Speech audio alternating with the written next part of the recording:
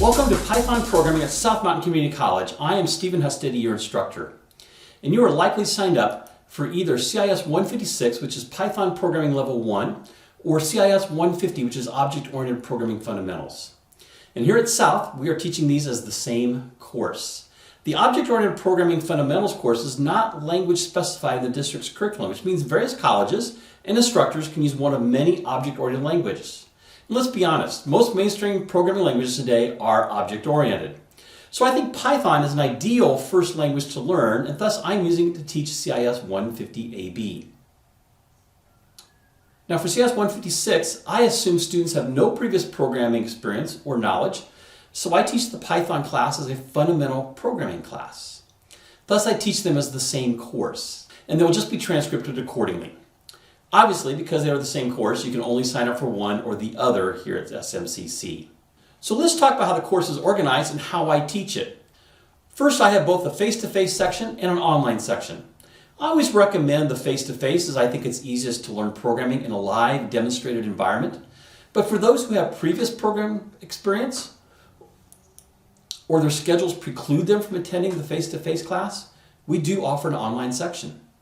In the face-to-face, I will lecture some about the principles we're about to learn, but largely I do a lot of live demonstrations of how I would code a particular problem and have you follow along on your computer.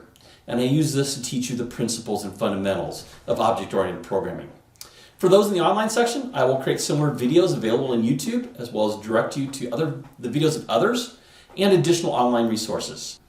The assignments are the same in both the face-to-face and the online sections, and we follow the same schedule. Those taking this online, you will likely be a bit more dependent on your textbooks and other suggested resources than those who get the benefit of live interaction with me on a weekly basis for 2.5 hours each week.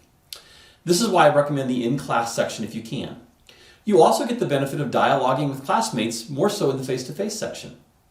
We use Canvas as our LMS, that is, our learning management system. Canvas allows me to provide materials, resources, and links, and conduct assessments through the system. So even in the face-to-face section, we'll use Canvas for course management.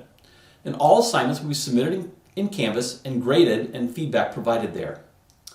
You will need your MEID, that's the Maricopa Enterprise ID, and your password to access the Canvas course site. If you don't know your MEID, it should be on your class registration, but you can also get to it at my.maricopa.edu and get assistance with both your MEID and your password. Once you have those two things, you can log in at learn.maricopa.edu. And on the Maricopa Canvas page, when you log in, you will find a link to CIS 156. Now you're going to use that link even if you're taking CIS 150AB. I have put everyone enrolled in both courses, whether online or face-to-face, in the same Canvas site for CIS 156. Don't worry, if you're taking CIS 150AB, that is what you will get credit for on your transcript. So click the link for CIS 156 and I will walk you through what you will find on the course site. You will enter on the course homepage, and here you will notice a menu on the left that can be used to navigate to the various pages. Please note that your Canvas site and menu will look a bit different from mine because I'm accessing the instructor's view rather than your student view. On the homepage, I briefly discuss what you will find in the other sections. The next section is announcements. I will send out announcements periodically to everyone of content and assignment reminders. Those are usually sent to your Maricopa email. By the way, I do recommend you forward your Maricopa student email to your regular email system if you have one, and I'm sure you probably do, and check it each day. The syllabus section contains the course syllabus, the tentative schedule, including assignments, and a spreadsheet to track your grades. It also contains links to all the course assignments. We'll go over these documents in more detail in a few minutes. The modules area is where I'll provide course documents, links to online resources, and supplemental instruction. Each week I will provide a checklist of activities and assignments for that week. And I've organized the module area by units or sections, and you can expand or contract the various sections to facilitate your navigation. The assignments area is duplicative of the assignments listed in the syllabus area. By the way, in each assignment, you will get a PDF of instructions that you can print out, and there may be support files to download to complete the assignment there as well. And I generally provide screenshots of how the project should be formatted and maybe some sample outputs that you can test your project and make sure it works. I also provide information and a rubric of how your submission will be graded. And you will submit your assignments to me electronically here as well in the assignments area. There's also a grade book in Canvas. You can access your grades and my feedback on your submissions in that area. Okay, so let me walk you through the syllabus and other documents. As I mentioned, the syllabus covers 4 different sections of this course for both CIS 156 and CIS 150AB, with both face-to-face and online section of each. I will assign my videos for all classes, and you can find them in YouTube on my channel listed there, SF Hustedde. Once there, click on the Python playlist. I am just starting to create videos for this course, so as time permits, you will see a lot more added over the next 16 weeks. I always recommend that you follow along in my video demonstrations while working Python editor yourself, so you can pause, rewind, and play as you need to. But you're going to get your best learning by working along with me in the videos. And that will best simulate the normal classroom experience for the online sections, though much briefer in length and probably less detailed. I may also make use of Zoom from time to time for additional synchronous online meetings such as Q&A sessions. And there's info here in the syllabus on how to access Zoom. My contact information is provided in the next section. My office on campus is located inside the Community Entrepreneurship Center in the BE building, and that's immediately to the north of the library and just a few doors down from our classroom. If you email me, please put Python in the beginning of your subject line or use the email system in Canvas. This will help ensure that your email stands out and is filtered as a priority within the massive amount of email that I get each day. I may experiment with text broadcasts for the course through the Remind service, and you may opt in at www.remind.com using the instructions listed here in the syllabus. These will be limited to urgent information or weekly reminders. Next is the course descriptions and competencies as set by all 10 colleges in the Maricopa District.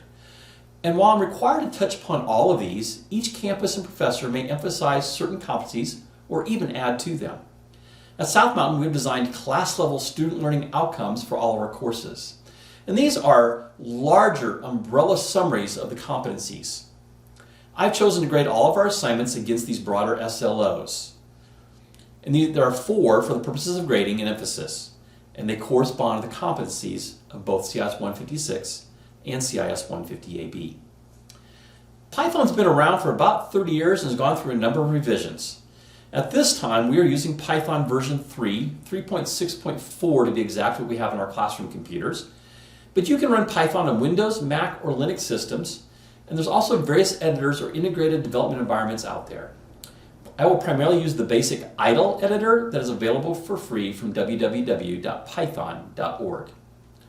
I've provided 4 different textbooks as free PDFs in Canvas, and I'll primarily refer to the one by Richard Halterman titled Fundamentals of Python Programming. By the way, if you look to other online resources via Google or YouTube or other books, make sure they are using Python 3. Python version 2 is still around, but commands sometimes are different. The important part, grading. I have 28 projects planned for you to do over the course of the semester. Some of these I will walk you through in class or via one of my videos. Others I will give you specific instructions on what the project must accomplish. It'll be up to you to code it. Each assignment is worth between 1 and 5 points, depending on its complexity and what SLOs it covers. Early assignments are simpler and may only cover the first student learning outcome. Later assignments may cover all 4 SLOs. So let's take a look at the grading spreadsheet to see what I mean. Each assignment is listed here down the page with columns for each SLO. There's also a bonus column which will include some non-instructional activities. And for each SLO, you are expected to reach a certain number of points. For SLO 1 on input, process, output, you need to earn 15 points. And that's the max for that SLO. But notice there are 21 points available. That's the same with the other SLOs. You actually don't have to do each assignment to get an A, but you are demonstrating mastery of the course outcomes by achieving the targeted points in each SLO. There are 80 points planned, but the max you can earn is 60. But points above the targeted maximum cannot be applied to other SLOs, so make sure you're hitting all 4 outcomes. Of course, I heartily recommend you do all 28 assignments. After all, learning the materials and building your coding skills is the ultimate goal, not getting an A or passing the course. I then grade those 60 points on a 90, 80, 70, 60% scale for your semester letter grade. And finally, I have information here on disability resources and services, time management suggestions, and the computer lab schedule, as well as a few more important things such as rights and responsibilities, and unfortunately, academic misconduct issues. One last thing, you also have a schedule.